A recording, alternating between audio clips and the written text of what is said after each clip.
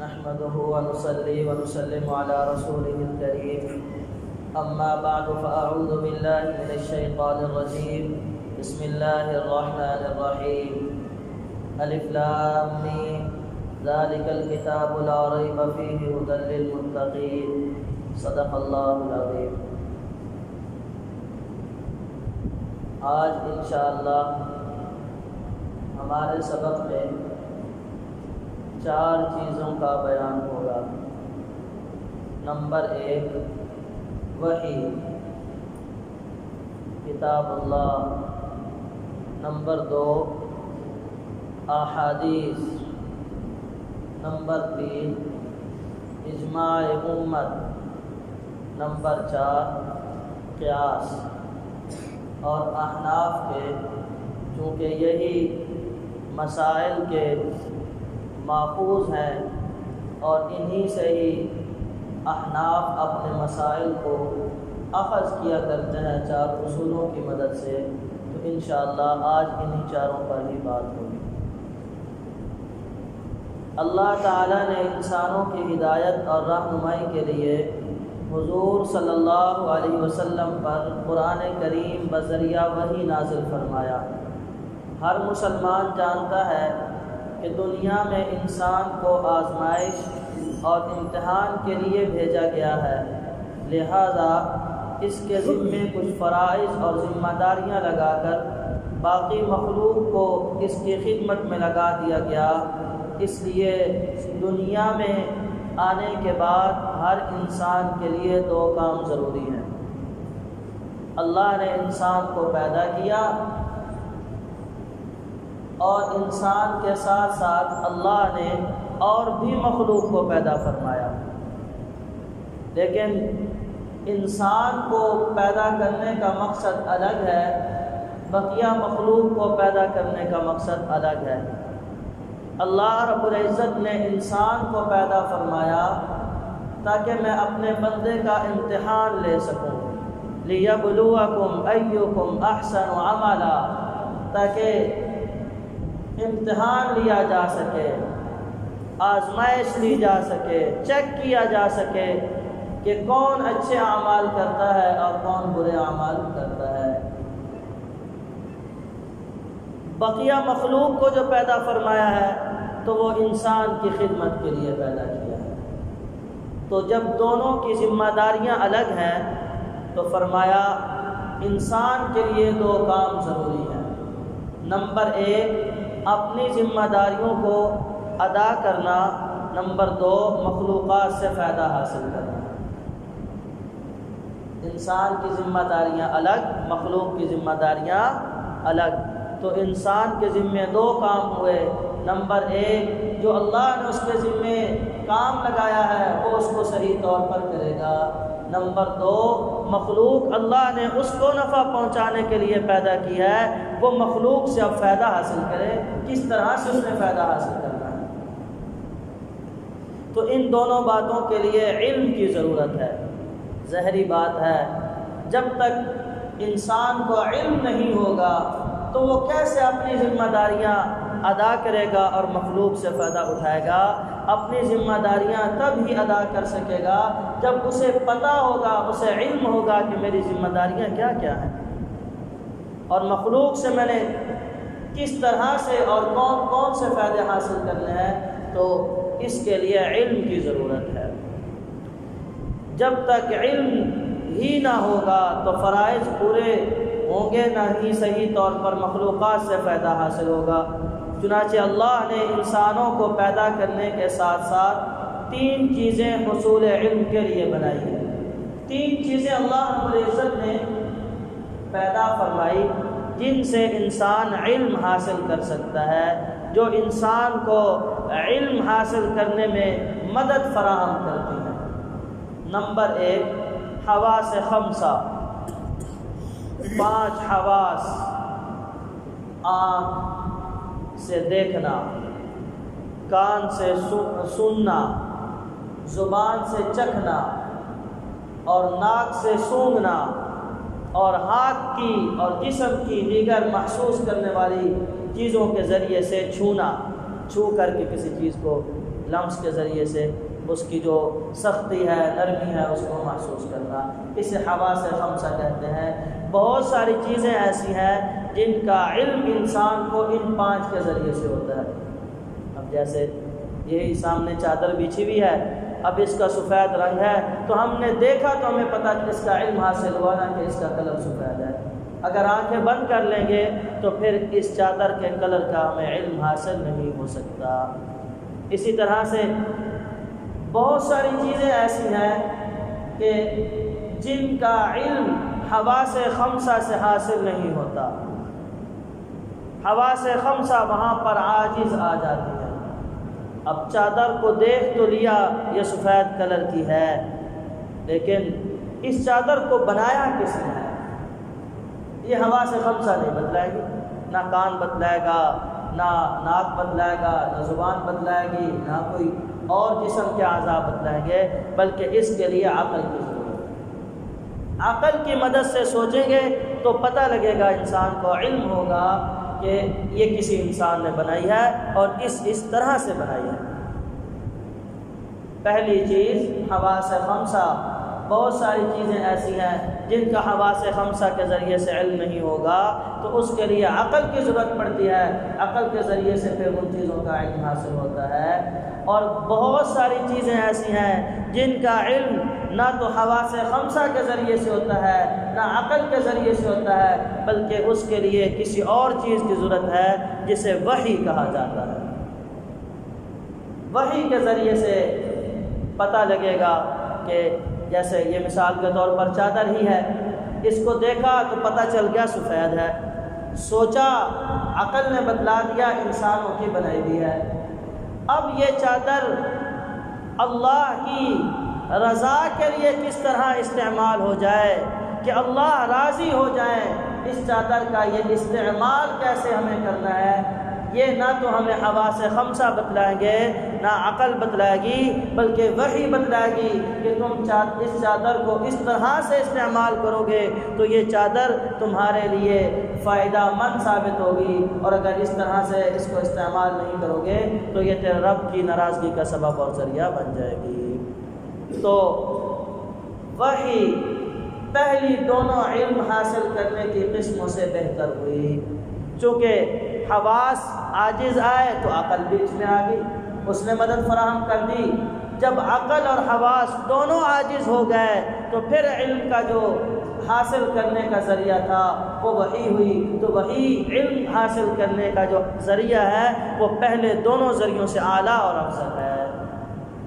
وحی کسے کہتے ہیں؟ وحی کا لغوی معنی کیا ہے؟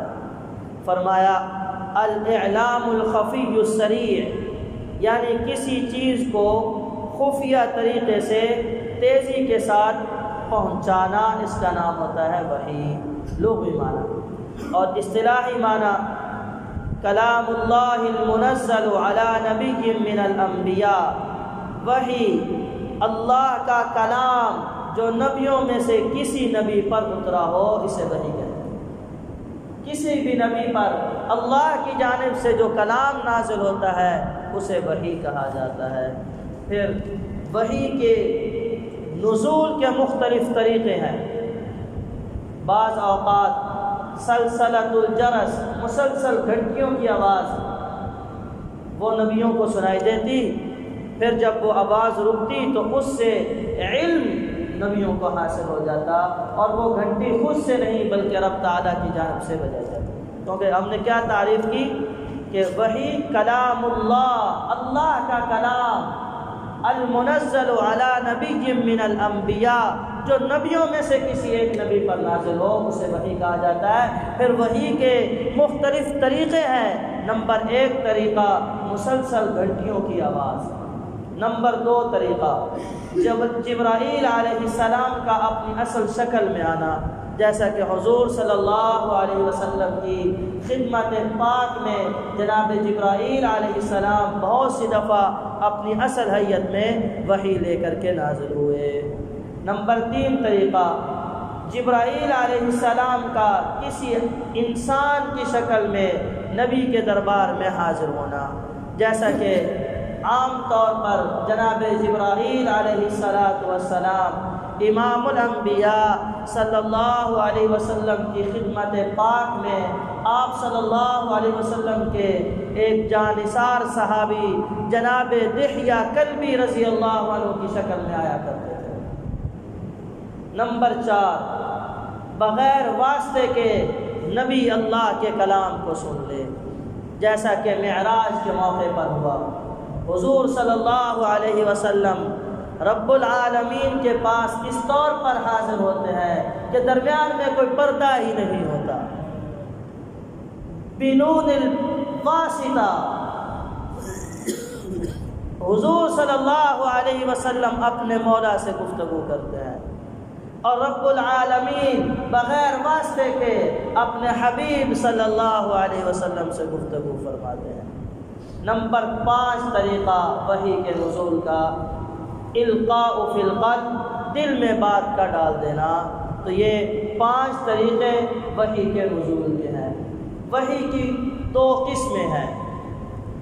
نمبر 1 قسم وحی مطلوب، نمبر 2 قسم وحی غیر مطلوب۔ وحی مطلوب کا مطلب اللہ کا نازل کردہ وہ کلام جسے تم نماز میں پڑھ سکتے ہو۔ وحی غیر مطلوب اللہ کا نازل کردہ وہ کلام جسے تم نماز میں نہیں تلاوت کر سکتے۔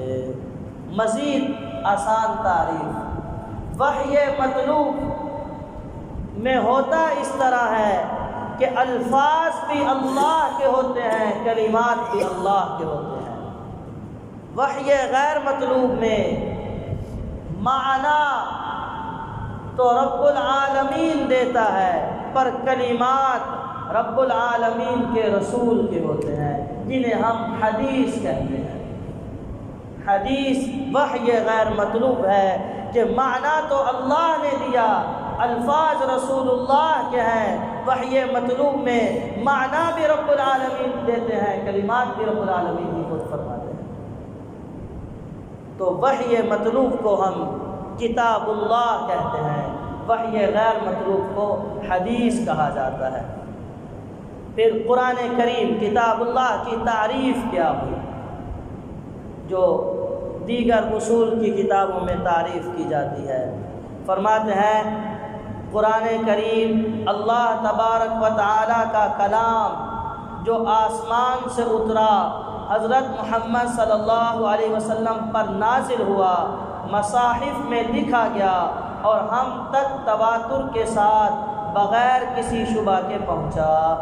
یہ جو آج ہمارے پاس مصحف عثمانی ہے، جس پہ ہم تلاوت کرتے ہیں قرآن پاک کی، یہ اللہ کی جانب سے نازل کیا گیا، حضور صلی اللہ علیہ وسلم پر نازل کیا گیا، اور 2 گتوں کے مابین مصحف کی صورت میں لکھا ہوا ہے، اور اتنی بڑی جماعت اس میں نقل کرنے والی ہے کہ جس جماعت کے بارے میں جھوٹ کا شک بھی نہیں کیا جا سکتا، اور ہم تک اس طور پر پہنچا کہ اس میں کسی قسم کا کوئی شک نہیں کہ یہ آیت یہاں ہونی تھی یہاں ہو گئی، یہ آیت قرآن کا حصہ نہیں، اس کو قرآن کا حصہ بنا دیا گیا۔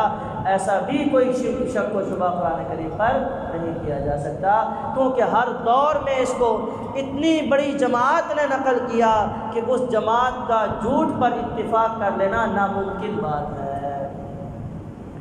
قرآن کریم کی تفسیر کون لوگ کر سکتے ہیں؟ آج بہت سارے لوگوں کا ذوق ہوتا ہے کہ ہم قرآن کریم کا ترجمہ پڑھیں، بہت سارے، اچھی بات ہے، پڑھنا چاہیے۔ پوچھتے ہیں کہ مولوی صاحب کوئی ایسی کتاب بتا دیں جس کا ہم مطالعہ کریں اور ہمیں قرآن پاک کا ترجمہ کرنا آ جائے۔ اگر کوئی ساتھی خود سے ایک آدھ کتاب کی معاملت سے قرآن کریم کی تفسیر کرنا چاہے گا تو عین ممکن ہے یہ شخص گمراہ ہو جائے گا۔ بہت سارے لوگ ایسے گزرے ہیں، جیسا کہ سر سید احمد خان تھے، وہ قرآن کریم کی تفسیر ڈکشنری اور لغت سے کیا کرتے تھے، جس کی وجہ سے بہت سارے معنی وہ غلط کر بیٹھے، تفسیر غلط کر بیٹھے۔ تو قرآن کریم کی تفسیر کرنے کے لیے تقریباً 8 علوم پر ماہر ہونا ضروری ہے۔ اگر 8 علوم میں سے کسی ایک علم میں بھی کمزور اور ناقص ہوا تو یہ بندہ قرآن کریم کی تفسیر خود سے نہیں لکھ سکتا۔ مفسرین کا اس بات پر اتفاق ہے، امت کا اس بات پر اجماع ہے کہ اس طرح کا کوئی بندہ ہو جس نے ان 18 اصول میں سے کسی ایک میں کمزوری دکھائی اور ناقص رہا، اس نے اگر قرآن کریم کی تفسیر لکھی تو اس کی تفسیر کو رد کر دیا جائے گا، اسے قبول نہیں کیا جائے گا۔ وہ 18 علوم کون سے ہیں؟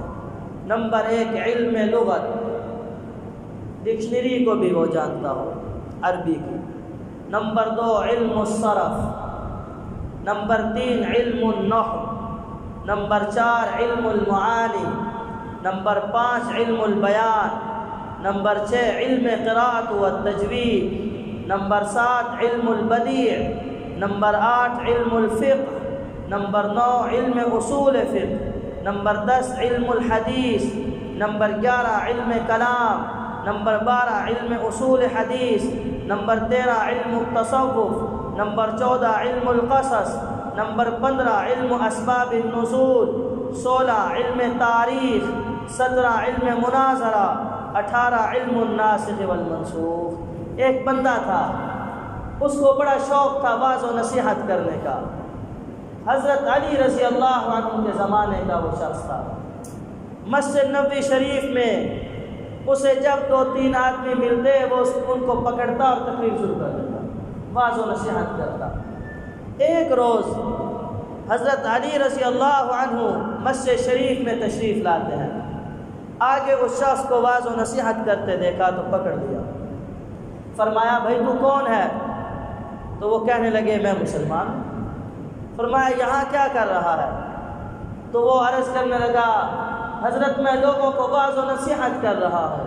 تو حضرت رضی اللہ عنہ نے فرمایا واعظ و نصیحت کرنے کے لیے تو ڈھیروں علوم پر ماہر ہونا ضروری ہے، تو صرف مجھے یہ بتلا دے کہ ناسخ اور منسوخ کسے کہتے ہیں۔ وہ کہنے لگا حضرت مجھے تو اس بات کا کوئی پتہ نہیں ہے، ناسخ کیا ہوتا ہے، منسوخ کیا ہوتا ہے۔ تو حضرت رضی اللہ عنہ نے مسجد سے اسے نکلوا دیا اور اعلان فرمایا کہ آئندہ یہ بندہ تمہیں کہیں بھی واعظ و نصیحت کرتا ملے تو اس کو پکڑ کے میرے پاس لے آنا ہے، ہم نے اس کو سزا دے دی۔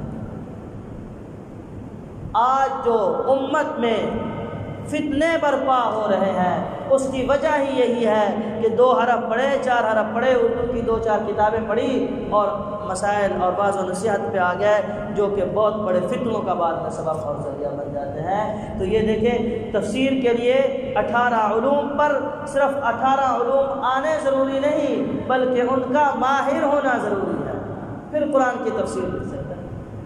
آج کچھ تھوڑی بہت عربی سیکھی، چند روز کسی عربی کے استاذ کے پاس بیٹھے، چند روز عربی کی کسی کتاب کا لیکچر دیا، پھر فری ہوئے اور قرآن کی تفسیر کی، خود بھی گمراہ اور امت کو بھی گمراہ کر دیا۔ آگے ہم قرآن کریم کی جب تلاوت کر رہے ہوتے ہیں، میں بڑے اختصار کے ساتھ عرض کر رہا ہوں چونکہ ہمارے پاس وقت بہت بڑا ہے، تو ہم بعض صورتوں کے شروع میں دیکھتے ہیں یہ صورت مکی ہے، یہ صورت مدنی ہے، تو اس کا کیا مطلب ہے؟ جو صورتیں مکہ مکرمہ میں نازل ہوئی انہیں صورت مکی کہا جاتا ہے، جو صورتیں مدینہ پاک میں نازل ہوئی انہیں مدنی کہا جاتا ہے۔ آسان لفظوں میں جو ہجرت سے پہلے نازل ہوئی وہ مکی ہے، جو ہجرت کے بعد نازل ہوئی وہ مدنی ہے۔ تو یہ مختصر سی تشریح تھی اور گفتگو تھی کتاب اللہ کے حوالے سے، اس کو ہم یاد کر لیں۔ نمبر 1 قرآن وحی مطلوب ہے، نمبر 2 قرآن اور وحی اس کلام کو کہا جاتا ہے جو اللہ رب العزت کا کلام ہو اور اللہ کے نبیوں میں سے کسی ایک پر نازل ہوا ہو، اور ہمارے جو قرآن کریم کی ہم تلاوت کرتے ہیں اس پر ہم کہیں گے قرآن وہ اللہ کا کلام ہے جو محمد صلی اللہ علیہ وسلم پر نازل ہوا اور مصاحف کی صورت میں ہم تک تواتر کے ساتھ بغیر کسی شک و شبہ کے پہنچا، یہ تعریف ہوگی۔ پھر علم تفسیر کے لیے، تفسیر لکھنے کے لیے، تفسیر پڑھانے کے لیے 18 علوم کی مہارت ضروری ہے۔ پھر مکی اور مدنی صورتوں کا ہمیں پس منظر پتہ چل گیا۔ نمبر 2 حدیث کسے کہتے ہیں؟ تو وہ حدیث وحی غیر مطلوب ہے، معانی رب العالمین کے ہوتے ہیں، الفاظ رسول اللہ کے ہوتے ہیں، اسے حدیث کہا جاتا ہے۔ اور صرف قول اور گفتگو کو حدیث نہیں کہیں گے، بلکہ حدیث بڑا وسیع معنی رکھتی ہے۔ حضور صلی اللہ علیہ وسلم کے مبارک قول کو بھی حدیث کہیں گے، مبارک فعل کو، رسول اللہ جو کام کریں گے وہ بھی حدیث کہلوائے گا۔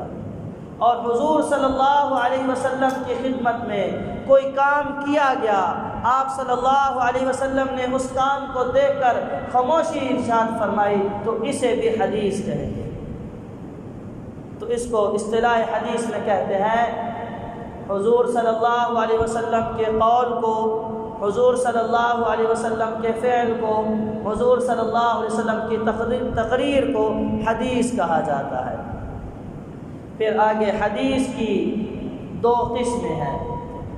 نمبر 1 حدیث متواتر، نمبر 2 حدیث واحد۔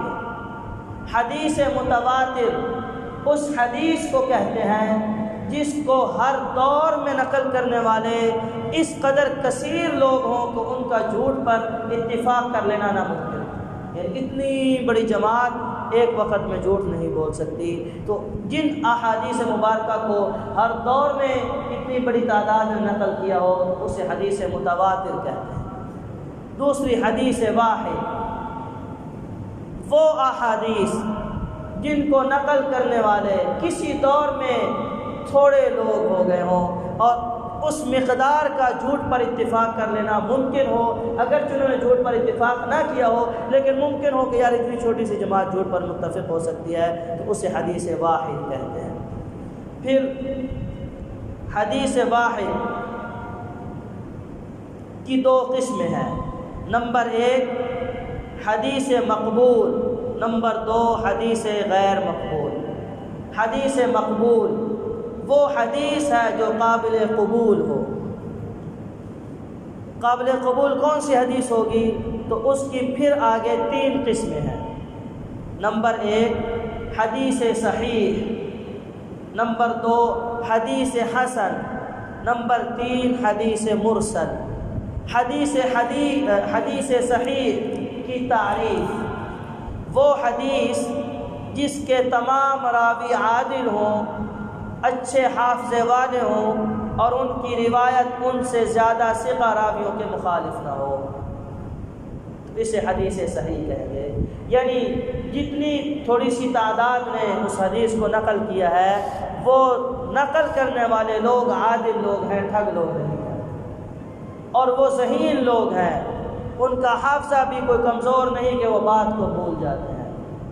اور نمبر 3 ان میں خوبی یہ ہے کہ وہ جو روایت نقل کر رہے ہیں ان کے مخالف اگر کوئی روایت کر رہا ہے تو وہ ان سے زیادہ ثقہ نہیں بلکہ ان کے مخالف روایت نقل کرنے والے ان سے کم درجے کے لوگ ہیں، یہ ان سے بڑے درجے کے لوگ ہیں، تو اسے حدیث صحیح کہیں گے۔ دوسری قسم حدیث مقبول کی حدیث حسن ہے۔ حدیث حسن وہ حدیث ہے جس کے تمام راوی حدیث صحیح کی طرح ہو، البتہ ان کا حافظہ نسبتاً کمزور ہو۔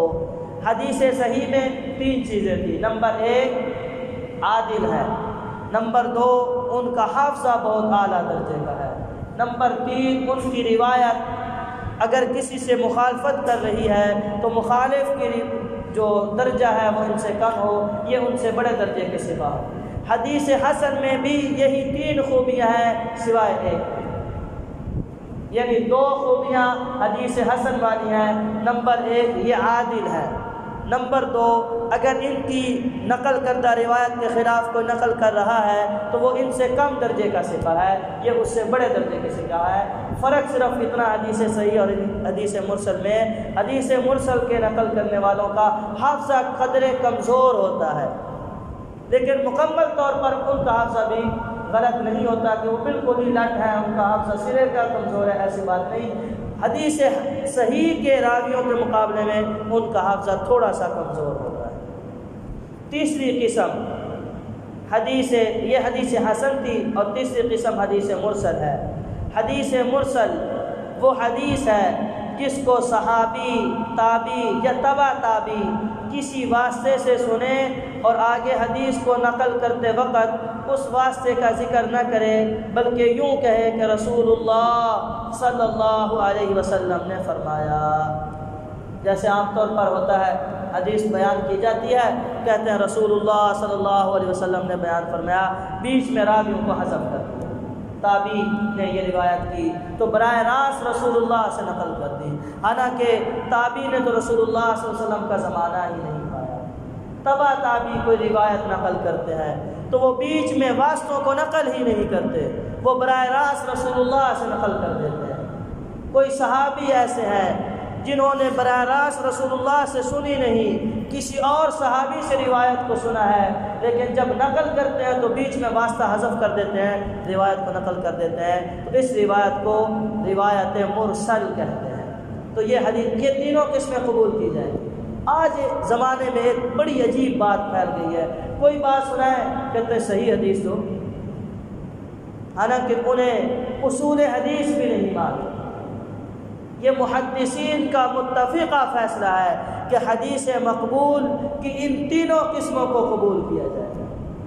پہلا درجہ حدیث صحیح کا ہے، دوسرا درجہ حدیث حسن کا ہے، اور تیسرا درجہ حدیث مرسل کا ہے۔ تینوں کو قبول کیا جائے گا، لیکن ایک آواز چل رہی ہے بس صحیح حدیث لو۔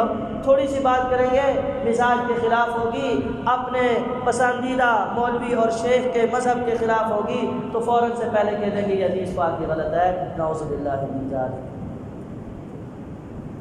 تو اب آپ نے سن لیا نا، حدیث کی تین قسمیں ہیں اور ان تینوں کو قبول کیا جائے گا۔ حدیث متواتر اس کے علاوہ ہے۔ ایک صاحب سے بات ہوئی، انہیں کوئی مسئلہ بتایا، وہ کہنے لگے مولوی صاحب حدیث سناؤ۔ میں نے حدیث سنائی، کہتے ہیں یہ حدیث صحیح ہے۔ میں نے کہا آپ جو مجھ سے مطالبہ کرو بڑا ہی کمزور درجے کا مطالبہ کر رہے ہو، آپ کو سوال کرنا چاہیے تھا یہ حدیث متواتر ہے، چونکہ حدیث متواتر کا درجہ حدیث صحیح سے زیادہ ہے۔ بتا رہا ہے نہیں، جو سنا بس معاشرے میں فتنہ پھیلانا شروع کر دیا اور کہہ دیتے ہیں حدیث غلط ہے۔ جب تم نے کہہ دیا یہ حدیث غلط ہے اور وہ حدیث واقع میں صحیح تھی، تم نے اپنے اوپر جہنم کو واجب کر لیا ہے۔ اس لیے بہت احتیاط کرنی چاہیے حدیث پاک کو بیان کرنے کے بارے میں، اور حدیث کے بارے میں یہ فیصلہ دینے کے بارے میں کہ یہ حدیث پاک غلط ہے، یہ حدیث پاک صحیح ہے۔ اتنا بھی پتہ نہیں کہ صحیح کا مد مقابل غلط ہے یا صحیح کا مد مقابل حدیث حسن ہے، حدیث مرسل ہے، اتنا بھی پتہ نہیں۔ صحیح حدیث لاؤ، اچھا صحیح نہیں ہے یہ حدیث غلط ہے، نعوذ باللہ من ذالک۔ ایسی بات نہیں، جو حدیث صحیح نہیں وہ حدیث حسن ہوگی، حسن نہیں تو وہ حدیث مرسل ہوگی۔ فوراً کہہ دینا غلط، تو یہ گناہ کبیرہ ہے، اور گناہ کبیرہ اور ایسا گناہ ہے کہ رسول اللہ پر تہمت لگا رہا ہے جو اپنے اوپر جہنم کو واجب کر رہا ہے۔ تو یہ یعنی جو حدیث واحد تھی اس کی دو قسمیں ہیں، نمبر ایک حدیث مقبول، نمبر دو حدیث غیر مقبول۔ تو حدیث مقبول کی تین قسمیں ہو گئی، حدیث صحیح، حدیث حسن، حدیث مرسل۔ دوسری قسم حدیث غیر مقبول۔ تو حدیث غیر مقبول اس کی بھی دو قسمیں ہیں، جیسے حدیث مقبول کی تین قسمیں تھی، حدیث غیر مقبول کی دو قسمیں ہیں۔ نمبر ایک حدیث موضوع، نمبر دو حدیث ضعیف۔ حدیث موضوع یہ وہ حدیث ہے جو کسی نے اپنی طرف سے گھڑ کر اس کی نسبت نبی پاک صلی اللہ علیہ وسلم کی طرف کر دی ہو، اسے حدیث موضوع کہیں گے۔ اور نمبر دو قسم حدیث ضعیف، یہ وہ حدیث ہے جس میں حدیث صحیح اور حسن کی شرائط نہ پائی جاتی ہو حدیث، اب ضعیف کہہ کر حدیث کا رد کر دینا جائز ہوگا؟ ہے وہ بھی حدیث، لیکن اس میں شرائط نہیں پائی جا رہی۔ جو شرائط حدیث صحیح میں پائی جا رہی ہیں، حدیث حسن میں پائی جا رہی ہیں، وہ تین شرطیں تھیں حدیث صحیح میں۔ نمبر ایک، نقل کرنے والے عادل ہوں۔ نمبر 2 نقل کرنے والے اعلیٰ درجے کے ذہین لوگ ہوں، نمبر 3 نقل کرنے والے جو روایت نقل کرے اگر ان کا کوئی مد مقابل ان کے مخالف روایت لا رہا ہے تو یہ ان سے بڑے درجے کے ثقہ راوی ہیں۔ اور حدیث حسن میں کیا تھا؟ یہی 3 چیزیں تھیں سوائے اس کے کہ حدیث حسن میں قدر کم حافظہ ہوتا ہے حدیث صحیح کے راویوں سے۔ تو آپ بتاؤ جس میں یہ ان میں سے کوئی ایک بات پائی جائے تو اس حدیث کو ہم حدیث غلط کہیں گے یا حدیث ضعیف کہیں گے؟ ہے تو وہ بھی حدیث۔ نقل کرنے میں کوئی ایک آدھ راوی ایسا آ گیا جس کا حافظہ کمزور تھا، کوئی ایک آدھ راوی ایسا آ گیا جو ثقہ نہیں تھا، تو اس حدیث کو فوراً سے پہلے غلط کہہ دینا یہ حدیث پاک کے ساتھ ظلم ہے یا نہیں ہے؟ حدیث نقل کرنے میں بھی احتیاط کرنی ہے۔ جیسے فرمایا کہ حدیث موضوع جسے کہتے ہیں، من گھڑت روایات، کسی بزرگ کا قول ہے اسے حدیث بنا کر بیان کر دیا، کسی اللہ کے ولی کا قول ہے اسے حدیث بنا کر بیان کر دیا، کسی صحابی رضی اللہ عنہ کا وہ اپنی طرف سے کوئی اجتہاد نقل کر رہے ہیں اسے حدیث صحیح کہہ کر بیان کر دیا، تو یہ ظلم ہے اور یہ رسول اللہ صلی اللہ علیہ وسلم کی طرف غلط نسبت کر کے اپنے اوپر جہنم کو واجب کر رہا ہے۔ تو یہ ٹھیک ہماری گفتگو حدیث کے بارے میں۔ ایک لفظ استعمال ہوتا ہے سنت اور ایک لفظ استعمال ہوتا ہے حدیث، ان دونوں میں کیا فرق ہے؟ سنت اور حدیث میں کیا فرق ہے؟ بعض اوقات سنت کو حدیث کہہ دیا جاتا ہے اور بعض اوقات حدیث کو سنت کہہ دیا جاتا ہے، لیکن ان میں کچھ فرق ہے۔ اس فرق کو سمجھنا بہت زیادہ آج کے زمانے میں ضروری ہے، فتنوں کا چونکہ دور ہے۔ سنت کا لغوی معنی، سنت کہتے ہیں جس پر لوگ چلتے ہیں، وہ راستہ جس پر لوگ چلتے آئیں حتیٰ کہ وہ بعد والوں کے لیے طریقہ بن جائے، یعنی ایسا عمل کر رہے ہیں پہلے والے کہ بعد والے انہی کو دیکھ کر چلنے لگ جائیں، اسے سنت کہا جاتا ہے۔ اصطلاحی معنی، شریعت میں حضور نبی کریم صلی اللہ علیہ وسلم کے قابل اتباع قول، فعل اور تقریر کو سنت کہتے ہیں۔ صحابہ کرام خصوصاً خلفائے راشدین کے افعال بھی سنت کی حیثیت رکھتے ہیں، اس لیے کہ رسول اللہ صلی اللہ علیہ وسلم نے اپنی سنت کی طرح ان کی سنت پر بھی عمل کرنے کا حکم دیا ہے۔ حدیث شریف میں آتا ہے، حضرت عرباض بن ساریہ رضی اللہ عنہ فرماتے ہیں کہ ایک مرتبہ حضور صلی اللہ علیہ وسلم نے ہمیں نماز پڑھائی اور پھر ہماری طرف متوجہ ہوئے اور آپ صلی اللہ علیہ وسلم نے ایسا عمدہ واعظ فرمایا جس سے آنکھیں بہنے لگی اور دل کانپنے لگے۔ ایک شخص نے عرض کیا، یا رسول اللہ صلی اللہ علیہ وسلم، یہ تو جانے والے یعنی الوداع کہنے والے کی نصیحت معلوم ہوتی ہے، تو آپ ہمیں کچھ وصیت فرما دیں۔ آپ صلی اللہ علیہ وسلم نے ارشاد فرمایا، میں تمہیں وصیت کرتا ہوں کہ اللہ سے ڈرتے رہنا اور امیر کی اطاعت کرتے رہنا، اگرچہ وہ غلام ہی کیوں نہ ہو۔ جو شخص تم میں سے میرے بعد زندہ رہا وہ بہت سے اختلافات دیکھے گا، پس تم میری اور میرے خلفائے راشدین کی سنت پر عمل کرنا اور اس کو گرا لگا کر داڑھوں کے ساتھ مضبوطی سے پکڑ کر رکھنا اور دین میں نئے پیدا ہونے والی چیزوں سے بچنا، اس لیے کہ دین میں ہر نئی پیدا ہونے والی چیز بدعت ہے اور ہر بدعت گمراہی ہے۔ ہر سنت حدیث ہے مگر ہر حدیث سنت نہیں ہے۔ بات سمجھ میں آ گئی نا؟ حضور صلی اللہ علیہ وسلم کا فرمایا ہوا قول، کہا ہوا ارشاد جو قابل عمل ہو اسے بھی سنت کہتے ہیں۔ آپ صلی اللہ علیہ وسلم کا کیا ہوا وہ کام جو قابل عمل ہو اسے بھی سنت کہتے ہیں، اور آپ صلی اللہ علیہ وسلم کے سامنے کوئی ایسا کام کیا گیا جو قابل عمل تھا اسے بھی سنت کہتے ہیں، اور آپ صلی اللہ علیہ وسلم کے حضرات خلفائے راشدین کے قول، فعل اور تقریر کو بھی سنت کہتے ہیں۔ اس واسطے حدیث میں آیا، علیکم بسنتی وسنت الخلفاء الراشدین المہدیین، یہ ترمذی شریف کی روایت ہے، صحیح کتاب کی روایت ہے۔ ایک مرتبہ آپ صلی اللہ علیہ وسلم اپنے اصحاب کے ساتھ تشریف فرما تھے، تو فرمانے لگے میری امت میں 73 فرقے بنے گے، 72 جہنمی ہوں گے، ایک فرقہ جنتی ہوگا۔ صحابہ کرام رضوان اللہ عنہم اجمعین عرض کرنے لگے یا رسول اللہ جنتی فرقے کی علامت کیا ہوگی؟ تو ارشاد فرمایا ما انا علیہ واصحابی، جو میرے طریقے پر چلیں گے اور میرے صحابہ کے طریقے پر چلیں گے وہ جنتی ہوں گے۔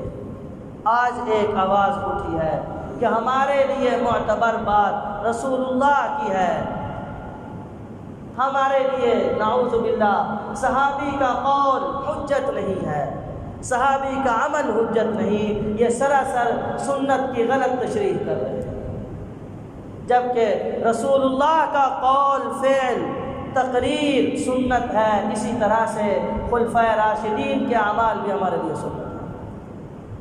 تو اب فرق سمجھ لیں، ہر سنت حدیث ہے، حدیث کی بھی یہی تشریح تھی نا، قول حضور صلی اللہ علیہ وسلم کا قول، حضور صلی اللہ علیہ وسلم کا فعل، حضور صلی اللہ علیہ وسلم کی تقریر حدیث ہے، سنت بھی یہی ہے، لیکن قابل عمل اس میں یہ، اب مزید میں آپ کو بتاتا ہوں، مگر ہر حدیث سنت نہیں، ہر سنت تو حدیث ہوگی لیکن ہر حدیث سنت نہیں ہوگی۔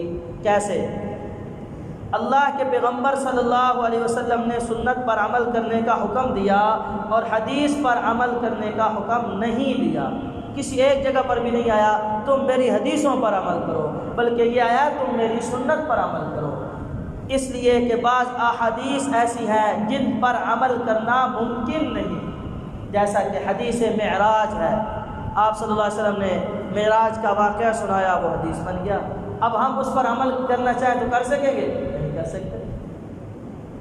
اسی طرح سے بہت ساری ایسی احادیث ہیں جن پر ہم عمل نہیں کر سکتے، اور بعض احادیث میں ایسے اعمال اور افعال کا ذکر ہے جو حضور صلی اللہ علیہ وسلم کے ساتھ خاص ہیں اور امتی کے لیے جائز نہیں، جیسے 11 نکاح، 11 بیویوں سے نکاح کرنا، یہ رسول اللہ صلی اللہ علیہ وسلم کے ساتھ خاص تھا، کوئی امتی یہ چاہے کہ میں ایک وقت میں 11 بیویوں کے ساتھ نکاح رکھ لوں تو نہیں رکھ سکتا۔ اسی طرح سے بعض احادیث میں ایسے اعمال و افعال کا ذکر ہے جو کسی وقتی ضرورت کے تحت بیان جواز کے لیے تھے، یعنی یہ بتانے کے لیے کہ بوقت ضرورت یہ عمل کرنا بھی جائز ہے، جیسے ضرورت کے وقت کھڑے ہو کر پیشاب کرنا۔ ایک مرتبہ حضور صلی اللہ علیہ وسلم ایک قوم کے پاس تشریف لے گئے، وہاں بول کی حاجت پیش آ گئی رسول اللہ صلی اللہ علیہ وسلم کو، تو وہاں کوئی جگہ ایسی صاف نہیں تھی جہاں پر بیٹھ کر رسول اللہ صلی اللہ علیہ وسلم بول فرماتے، گندگی تھی، جسم پر چھینٹوں کا خطرہ تھا، بیماری کا خطرہ تھا، تو اس مجبوری کے درجے میں اور قیامت تک آنے والی اپنی امت کے لیے آسانی پیدا کرنے کے لیے کہ اگر تمہارے لیے بھی کوئی مجبوری بن جائے، بعض محدثین نے تو لکھا آپ صلی اللہ علیہ وسلم کے اس وقت گھٹنوں میں درد تھا، بیٹھ نہیں سکتے تھے، اس لیے مجبوری کے درجے میں کھڑے ہو کر زندگی میں ایک دفعہ بول فرمایا امت کی اجازت کے لیے۔ تو اب کوئی کہہ دے کہ ہر وقت کھڑے ہو کر بول کیا جائے گا یہ سنت ہے، تو یہ بات غلط ہوگی۔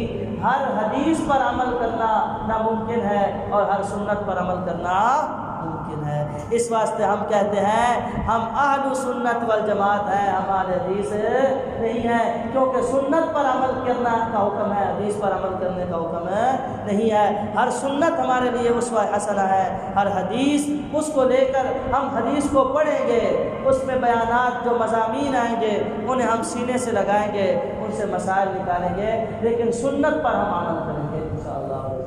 تو چونکہ میں نے آج 4 اصول ہیں نا احناف کے، ان پہ بات کرنے کا کہا تھا، 2 پر بات ہوئی، نمبر 1 کتاب اللہ، نمبر 2 سنت رسول اللہ صلی اللہ علیہ وسلم، نمبر 3 اجماع امت۔ اجماع بھی اصول ہے، اس سے بھی مسائل کو لیا جاتا ہے اور اجماع کے ذریعے سے بھی امت میں مسائل حل کیے جاتے ہیں۔ اجماع رسول اللہ صلی اللہ علیہ وسلم کے زمانہ پاک میں نہیں تھا۔ کیوں نہیں تھا؟ اس واسطے کہ ضرورت نہیں تھی۔ جو مسئلہ پیش آتا صحابہ رضوان اللہ عنہم اجمعین آقا دو جہاں صلی اللہ علیہ وسلم کے دربار میں حاضری دیتے، آقا بذریعہ وہی جواب دے دیتے، مسئلہ حل ہو جاتا۔ جب آقا دو جہاں صلی اللہ علیہ وسلم دنیا سے تشریف لے گئے، پھر نئے نئے مسائل پیدا ہوئے، اب ان کا حل چاہیے تھا، تو اس کے لیے پھر اجماع منعقد کیا گیا۔ جیسا کہ زکوٰۃ، مانعین زکوٰۃ تھے، ان کے بارے میں یہ فیصلہ کیا گیا کہ یہ واجب القتل ہے اور ان کے ساتھ قتال کیا جائے گا۔ پہلے کچھ ساتھیوں کو نئی شرح صدر ہوا، بعد میں سارے صحابہ کا اس پر اجماع ہو گیا۔ اب کوئی کہے وہ غلط تھا تو یہ کہنے والا غلط ہے، نہ کہ وہ صحابہ غلط تھے، کیونکہ اللہ کے نبی کا فرمان ہے میری امت، ساری امت ایک وقت میں غلطی پر اکٹھی نہیں ہو سکتی۔ تو جب صحابہ کرام سارے اس بات پر متفق ہو گئے تو یہ صحابہ کا اجماع ہو گیا۔ صحابہ کے اجماع سے جو مسئلہ بھی ثابت ہوگا وہ مسئلہ بھی ہمارے لیے یعنی ایک اصول کا درجہ رکھے گا، اور اسے بھی ہم اسی طرح لیں گے جس طرح کتاب اور سنت کے مسئلے کو ہم نے لے لیا، کیونکہ اجماع سے ہمیشہ وہ مسئلہ بنایا جائے گا جو قرآن اور سنت کے اصولوں کے مطابق ہوگا۔ اب دیکھیں تراویح ہم پڑھتے ہیں، کہیں قرآن میں اس کا ذکر نہیں، کئی حدیث پاک میں اس کا ذکر نہیں، لیکن خلفائے راشدین کے زمانے میں جناب عمر رضی اللہ عنہ نے ایک امام کے پیچھے، اور پھر اس پر مکمل صحابہ کرام سارے متفق ہو گئے، صحابہ کا اجماع ہو گیا۔ آج ہمارے لیے 20 تراویح جماعت کے ساتھ پڑھنا اسی طرح سنت کا ثواب رکھتی ہے جس طرح کوئی مسئلہ ہمارے لیے براہ راست سنت رسول اللہ سے ثابت ہو رہا ہو۔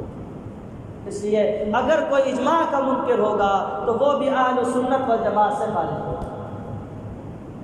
بات سمجھ آئی؟ تو چونکہ پہلی کوئی مسئلہ پیش آیا تو اس کو سب سے پہلے ہم قرآن پاک سے لیتے ہیں، کتاب اللہ سے لیتے ہیں، وہاں سے اس کا حل ملا تو فریا، وہاں سے نہیں مل رہا تو پھر سنت رسول اللہ صلی اللہ علیہ وسلم سے دیکھیں، وہاں سے نہیں مل رہا تو پھر اجماع امت سے دیکھیں، وہاں سے بھی اگر نہ ملا تو پھر قیاس کے در پہ آنا ہوگا، اور قیاس بھی رسول اللہ کے فرامین سے ثابت ہے، قرآن کریم سے بھی ثابت ہے۔ میں آپ کو قرآن کریم سے پہلے سناتا ہوں۔ اللہ رب العزت نے ارشاد فرمایا یا ایھا الذین آمنوا اطیعوا اللہ واطیعوا الرسول واولی الامر منکم، اے ایمان والو تم اللہ کی اطاعت کرو، اللہ کے رسول کی اطاعت کرو، اور تم میں سے جو اولو الامر ہیں ان کی اطاعت کرو۔ حضرت ابن عباس رضی اللہ عنہ اولو الامر کی، حضرت ابن عباس وہ جلیل القدر صحابی ہیں جن کو رئیس المفسرین کہا جاتا ہے۔ جیسے ہمارے ہاں ڈاکٹروں کو سارے جانتے ہیں، ہر بندے کی ضرورت ہے، کوئی آنکھ کا اسپیشلسٹ ہے، کوئی دل کا اسپیشلسٹ ہے، تو اسی طرح سے صحابہ میں بھی کچھ ایسے صحابی تھے جو فتوے کے ماہر تھے، کچھ ایسے صحابی تھے جو سنت کے ماہر تھے، کچھ ایسے صحابہ کرام تھے جو تفسیر بیان کرنے کے ماہر تھے۔ تو حضرت عبداللہ ابن عباس رضی اللہ عنہما کو مفسرین کا سردار کہا جاتا تھا صحابہ کے زمانے میں، چونکہ یہ تفسیر بیان کرنے میں سب سے پہلے نمبر ہے۔ تو وہ کہتے ہیں اولو الامر سے مراد اہل علم ہے، تم اللہ کی بات مانو، رسول اللہ کی بات مانو، اور اہل علم کی بات مانو۔ اہل علم کو یہاں اس آیت کریمہ کو اجماع میں بھی بیان کیا جاتا ہے، جیسا کہ حضرت عمر رضی اللہ عنہ نے اپنے زمانہ خلافت میں کافی فتوحات ہوئی، بڑا اسلامی جو ہے نظام پھیل گیا، اس کے صحابہ کرام منتقل ہونے لگے، مختلف جگہوں پر تشکیل ہونے لگی، بھئی آپ وہاں جا کر کام کرو، آپ وہاں جا کر کام کرو۔ تو حضرت عمر رضی اللہ عنہ نے جو بڑے بڑے صحابہ کرام تھے انہیں اپنے پاس روک لیا اور فرمایا بھائیو دیکھو نئے نئے مسائل پیش آ رہے ہیں، ان کا حل یہ بڑے بڑے مولوی بیٹھ کر کریں گے۔ تو وہ جس بات پر وہ صحابہ کرام کی جماعت اتفاق کر لیتی تھی اس مسئلے کو رائج کر دیا جاتا ہے۔ کوئی نیا مسئلہ جب پیش آتا ہے، میں آگے چل کر اس پر انشاءاللہ مثالیں بھی آپ کو سناتا ہوں۔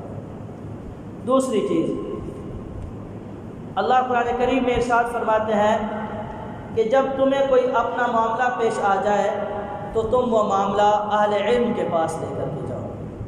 فاسألوا اہل الذکر ان کنتم لا تعلمون۔ تمہیں کوئی بات سمجھ میں نہیں آ رہی تو اہل علم کے دربار۔ اسی طرح سے اللہ رب العزت قرآن کریم میں ارشاد فرماتے ہیں لیتفقہوا فی الدین، ایک جماعت گھر سے نکلے اور اس کے نکلنے کا مقصد کیا ہو؟ تاکہ وہ دین میں سمجھ حاصل کرے۔ تفقہ الگ چیز ہے اور تعلیم دین الگ چیز ہے، دونوں میں فرق ہے۔ علم کو حاصل کر لینا اسے کہتے ہیں تعلیم حاصل کرنا، اور علم میں نئے پیدا ہونے والے مسائل کا اپنے علم کے ذریعے سے حل نکال لینا اس کو تفقہ فی الدین کہتے ہیں۔ حدیث پاک میں آیا، امام الانبیاء صلی اللہ علیہ وسلم نے ارشاد فرمایا فقیہ واحد اشد علی الشیطان من الف عابد، ایک فقیہ شیطان پر 1000 صوفیوں سے زیادہ خطرناک ہے، کیونکہ اس نے تو مسئلے کا حل دیکھنا ہے۔ اسی طرح سے فرمایا وَيُعَلِّمُهُمُ الْكِتَابَ وَالْحِكْمَةَ، اللہ کا جو نبی ہے وہ کتاب سکھلاتا ہے اور حکمت سکھلاتا ہے، حکمت سے مراد تفقہ فی الدین ہے۔ اسی طرح سے اور کافی ساری روایات ہیں، آیات ہیں، حدیث پاک میں بھی آتا ہے قیاس کرنا، مشہور روایت ہے۔ حضور صلی اللہ علیہ وسلم نے جناب معاذ بن جبل رضی اللہ عنہ کو یمن کا گورنر بنا کر بھیجا، اور ایک روایت میں تو آتا ہے یمن کے 2 مختلف علاقے تھے، رسول اللہ صلی اللہ علیہ وسلم نے ایک کی طرف حضرت معاذ بن جبل کو بھیجا گورنر بنا کر، دوسرے کی جانب حضور صلی اللہ علیہ وسلم نے حضرت ابو موسیٰ اشعری رضی اللہ عنہ کو بھیجا، اور ان دونوں کو بلایا اور فرمایا دیکھو تم ہم سے دور جا رہے ہو۔ آج کے دور میں تو آسانی ہے نا، ٹیلی فون کے ذریعے سے بندہ مسئلہ دریافت کر لیتا ہے، اور باقی نیٹ کی بھی کافی سہولت ہے، اس سے بھی کافی چیزیں، اس وقت تو یہ معاملات تھے نہیں۔ تو حضور صلی اللہ علیہ وسلم فرمانے لگے اے معاذ، یہاں کوئی مسئلہ پیش آتا تھا مجھ سے پوچھ لیتے تھے، اب آپ یمن جا رہے ہو، ہم سے کافی فاصلے پر جا رہے ہو، اور پھر عام مسلمان نہیں ہونا، آپ نے تو وہاں کا گورنر اور قاضی ہونا ہے اور وہاں کے عالم ہونا ہے، لوگوں نے آپ سے مسئلے پوچھنے ہیں، تو آپ مسائل کیسے بدلاؤ گے؟ تو حضرت معاذ رضی اللہ عنہ عرض کرنے لگے، اور دوسری روایت میں ابو موسیٰ اور حضرت معاذ دونوں عرض کرنے لگے یا رسول اللہ، ہم وہاں پر مسئلہ بتائیں گے کتاب اللہ سے۔ حضور صلی اللہ علیہ وسلم نے فرمایا اگر کتاب اللہ سے نہ ملا تجھے تو عرض کرنے لگے یا رسول اللہ سنت رسول اللہ سے بتلائیں گے۔ ارشاد فرمایا وہاں سے بھی نہ ملا تو عرض کرنے لگے یا رسول اللہ پھر ہم اپنے خیال سے بتلائیں گے، اپنی رائے سے اجتہاد کریں گے۔ تو رسول اللہ صلی اللہ علیہ وسلم نے ارشاد فرمایا میں اس اللہ کا شکر ادا کرتا ہوں جس نے اپنے رسول کو ایسا قاصد عطا فرمایا ہے جس کے پروگرام پر اس کا رسول خوش بھی ہے۔ تو قیاس کہتے ہیں ایک حکم پہلے لگا ہوا ہے، بعد میں کوئی مسئلہ درپیش آ گیا تو پہلے حکم میں جو حکم لگانے کی علت تھی وہی علت دوسری اور فرع میں پائی جا رہی ہے، تو اس علت کی وجہ سے دوسرے پر حکم لگا دینے کا نام قیاس ہے۔ قیاس بھی سنت رسول اللہ سے ثابت ہے، اس کا انکار نہیں کیا جا سکتا۔ اب میں آپ کو 3 مثالیں سناتا ہوں، اس سے انشاءاللہ بات بڑی آسانی سے سمجھ میں آ جائے گی۔ دیکھیں اب پہلی چیز ہم نے قرآن کریم میں پڑھا نماز کا حکم اقیموا الصلاۃ، زکوٰۃ کا پڑھا آتوا الزکاۃ، روزے کا پڑھا یا ایھا الذین آمنوا کتب علیکم الصیام، لیکن نماز کیسے پڑھنی ہے قرآن میں نہیں بتا۔ ایک طبقہ کہتا ہے نا ہم اہل قرآن ہیں، ہم صرف قرآن کو مانتے ہیں، ان سے کہا جائے بھائی تم مجھے قرآن کریم سے نماز پڑھنے کا طریقہ دکھا دو، نہیں دکھا سکیں گے، ہے ہی نہیں۔ اچھا کہاں سے طریقہ ملے گا نماز کا، زکوٰۃ کا؟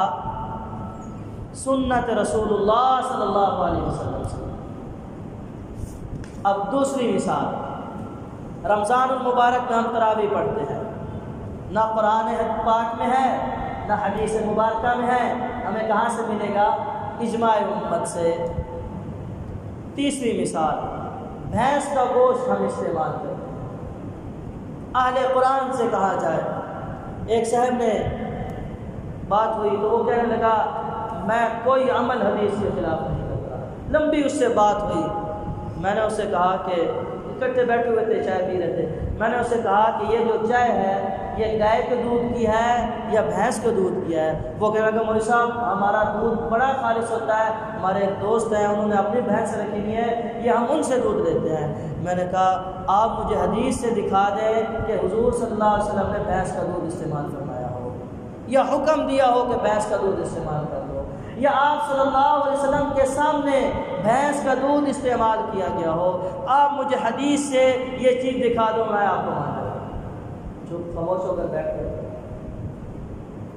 اب بھینس ہے، اس کا نہ قرآن میں آپ کو تذکرہ ملے گا نہ حدیث پاک میں تذکرہ ملے گا، اس کے لیے آپ کو قیاس کرنا پڑے گا۔ ائمہ کی اللہ قبروں پہ کروڑوں رحمتیں کرے، انہوں نے دیکھا اور بھینس کو گائے پر قیاس کیا، اور کس طرح سے کیا؟ انہوں نے دیکھا کہ گائے ہے وہ جگالی کرتی ہے، جب چارہ کھاتی ہے تو اس کے بعد وہ اپنا منہ ہلاتی رہتی ہے، جگالی کرتی رہتی ہے، تو یہی جگالی کی جو علت ہے وہ بھینس میں بھی پائی جاتی ہے، لہذا دونوں کی علت ایک ہو گئی، جیسے گائے حلال ہے ویسے بھینس حلال ہے، اور بلا کسی کراہت کے دونوں حلال ہے۔ اسی طرح سے شراب کے بارے میں آتا ہے وہ حرام ہے، لیکن آج کے دور میں طرح طرح کے نشے آ گئے، ہیروئن وغیرہ، یہ تو اس دور میں نہیں تھے۔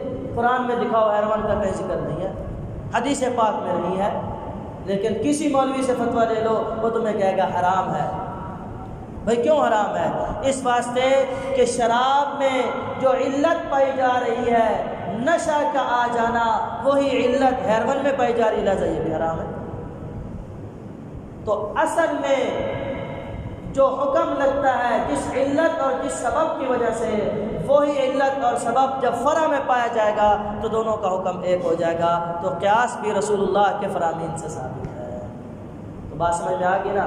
تو ہم الحمدللہ 4 اصول ہیں، یہ بھی میں نے بڑے اختصار سے بیان کیا ہے، ورنہ ہم نے جب پڑھا تھا تو ہم تقریباً 7